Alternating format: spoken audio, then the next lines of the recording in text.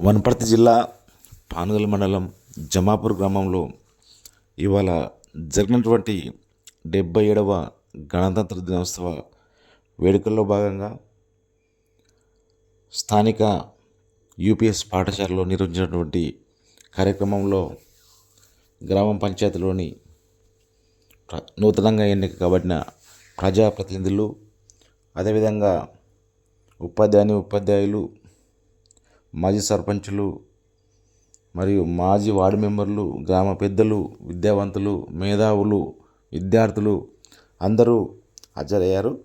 ఈ కార్యక్రమంలో సర్పంచు, ప్రధానోపాధ్యాయులు, పలువురు వక్తలు, మాజీ సర్పంచులు, యువకులు, నాయకులు మాట్లాడుతూ గ్రామ అభివృద్ధి కోసం కానీ, రాజ్యాంగం అమల్లోకి వచ్చిన రోజు గురించి కానీ, అసలు 26 జనవరి ఎందుకు జరుపుకుంటారు, దాని యొక్క ప్రాముఖ్యత, మానవతా విలువలు, అదేవిధంగా గ్రామాన్ని ఏ విధంగా డెవలప్ చేసుకోవాలనేటువంటి అంశం మీద కూలంకషంగా ఇక్కడ మాట్లాడారు.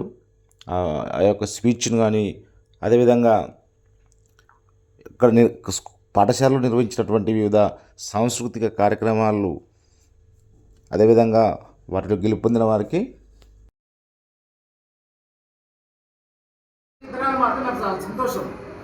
అదే ఉద్దేశంతో ఇక్కడ అదే కదా సార్, ప్రత్యేకంగా ఎందుకంటే గ్రామంలో మనం అనుకుంటాం రీసెంట్గా నిలబడి ఎన్నిక బయట రాజకీయం వేరు, ఎమ్మెల్యే గెలవడం వేరు, ఎంపీ గెలవడం వేరు, లేదంటే ఒక టీచర్ కావడం వేరు, ప్రొఫెసర్ కావడం వేరు, ఇంకేదో కావడం వేరు, గ్రామానికి కావడం కదా.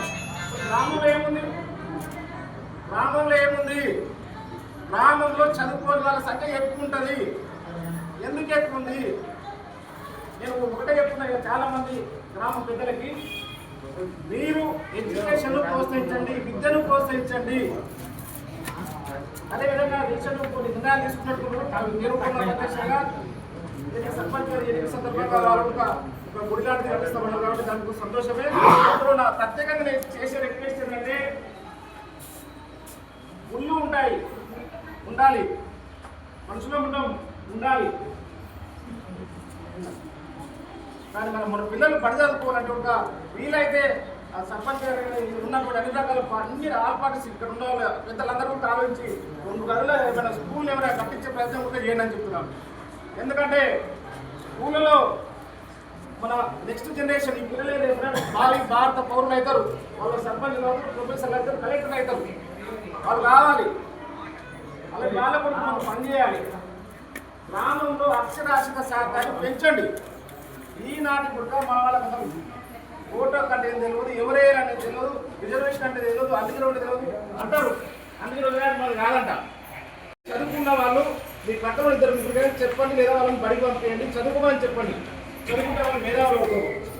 అతను ఉండేవాళ్ళమా ఆన్లైన్ మన మీద పెద్ద వేసి రోజులు అన్ని రకరకాల చిత్రహింసలు పెట్టిన రోజులు ఉన్నాయి. మన విషయం నిజాం ఎట్లా ఇబ్బంది పెట్టాలని 200 సంవత్సరాలకి నీ పిల్లలు చదువు నేర్పిస్తావు, వాళ్ళు బాధ్యతగా ఉన్నత స్థానంలో ఎదుగుతారు.